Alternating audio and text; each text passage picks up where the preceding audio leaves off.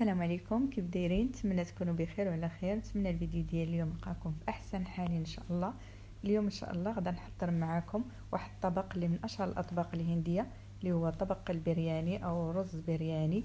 غادا نقدمه معاكم بواحد الطريقه اللي سهله، ونتمنى تبقاو معايا حتى الاخر باش نشوفوا الطريقه جميع.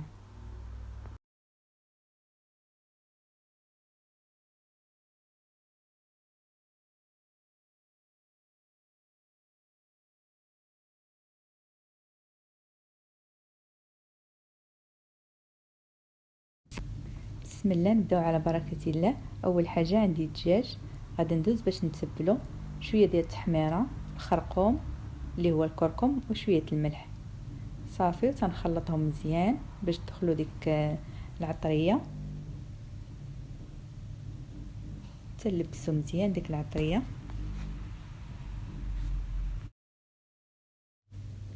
وهنايا عندي واحد 3 البصلات اللي قطعتهم بهذه الطريقه، وغادي نزيد عليهم واحد معلقه صغيره ديال النشا او مايزينا. النشا او مايزينا كتعطيها واحد القرمشه ملي كنقليوها. صافي، تنخلطها مزيان وغادي ندوز باش نقليها.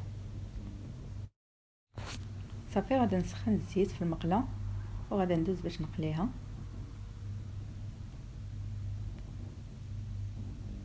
صافي، كنبقى مقابله حتى كتقلى، كتولي بهذه الطريقه مذهبه.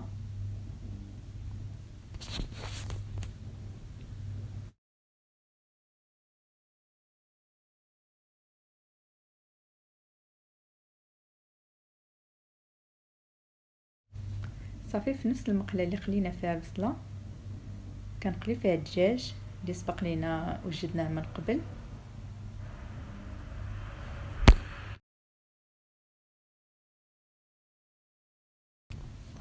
صافي، تنبقاو مقابلينه حتى كيتقلى كامل، كيولي بهذه الطريقه. صافي، وكنهزوه.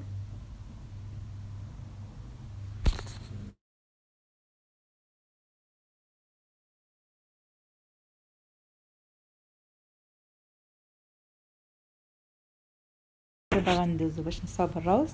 اول حاجه غادي نغسلو وغادي نخليه في الماء واحد نص ساعه. صافي، وغندوز باش نسلقو.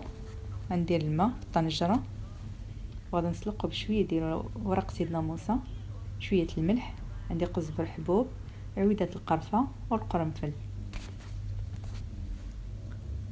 صافي، كنديرهم مع الماء مع شويه الزيت.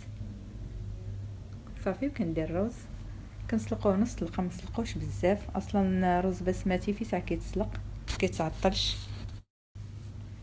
صافي، دابا ناخذ واحد الطنجره ندير فيها شويه ديال الزيت. عندي واحد البصله مقطعه مشنفه، غادا نديرها تشحر حتى تقلى مزيان.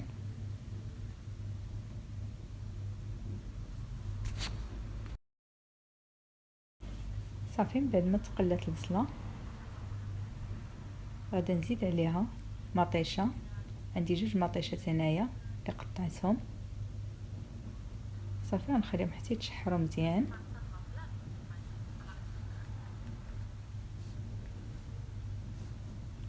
صافي، من بعد ما تشحروا مزيان غادا نزيد عليهم الثومه، وعندي الزنجبيل اللي حكيته، وقزبر ومعدنوس. صافي، وكنخلي كلشي يتشحر مزيان. ودابا غندوزو باش غادي نديرو العطريه. عندي واحد المعلقه مع عمرش ديال الكركم او الخرقوم، عندي نص معلقه ديال القزبر ديال البزار، عندي واحد المعلقه صغيره ديال القزبر يابس،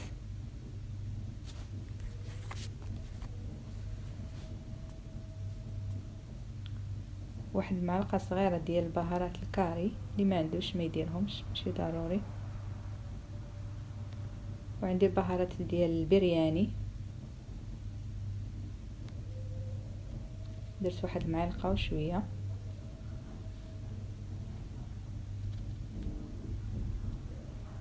والملح ما نساوهاش.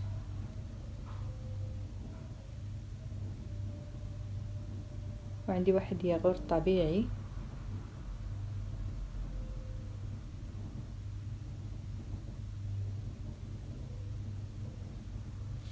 وغادا ندير واحد الفلفلات حارين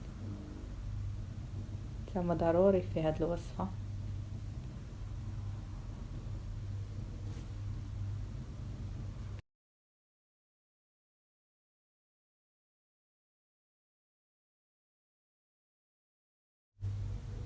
صافي، ومن بعد كنجيب الدجاج حتى هو كنديرو هنايا صافي، وكنخلطو مزيان، كنخليه تشرب ديك العطريه، وكنجيب واحد شويه ديال البصله اللي قليت في الاول حتى هي كنديرها، كتعطي واحد البنه زوينه، واحد المذاق زوين. كندير منها غير شويه وكنخلي شويه حتى من بعد غادي نزين بها ان شاء الله.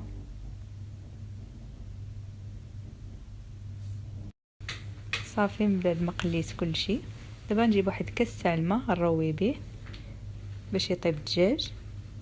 حاولوا ما نكثروش الماء، اصلا الدجاج في ساعه كيطيب صافي، ونخليوه يطيب. وهذا هو الرز من بعد ما سلقته وصفيته. شوفوا كيفاش كيبقى، كنسلقوش بزاف.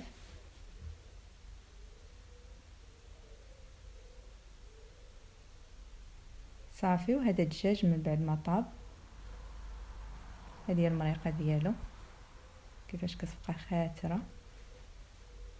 صافي، كناخذ واحد الطبيسيل كنقص واحد شويه،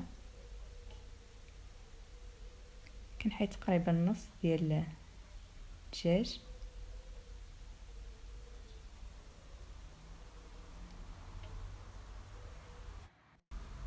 صافي، غندير واحد الطبقه الاولى ديال الرز بحال هكذا بهذه الطريقه. كنخليو الدجاج في التحت وكنديروا الرز.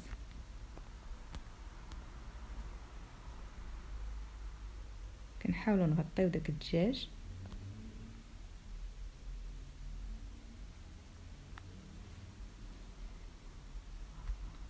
صافي، وكنعاود ندير داك الدجاج اللي حيت في الاول.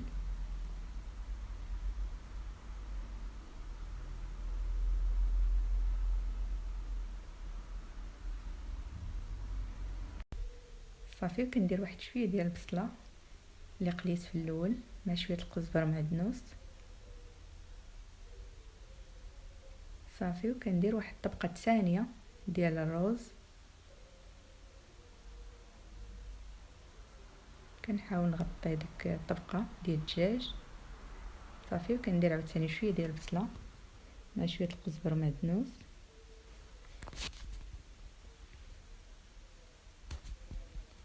وكناخذ واحد نص كاس ديال الماء كندير فيه الزعفران وكنكبو من الفوق. صافي، وكنسدو الطنجره وكنديرو كنرخفو على البوطه وكنديروها طيب. صافي، البرياني ديالنا من بعد ما طاب كيطيب غير في داك البخار، نحاولوا نقصوا البوطه. صافي، وكيبقى يطيب واحد 20 دقيقه هكاك تقريبا. ودابا غندوزو باش نقدمو.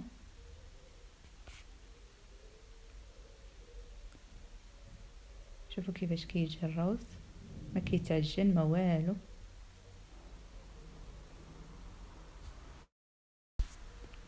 صافي، وكنزين الطبق بواحد شويه ديال البصله اللي قليت في الاول. اللي عنده شي مكسرات لوز ولا شي حاجه يقدر يزين بها. وهذا كان الطبق ديال اليوم. نتمنى ينال الاعجاب ديالكم، والى عجبكم ما تنساونيش من لايك ومن تعليق. ودابا بقى لي غير نقول لكم سلامه، ونتلاقاو فيديو اخر ان شاء الله. اترككم في امان الله.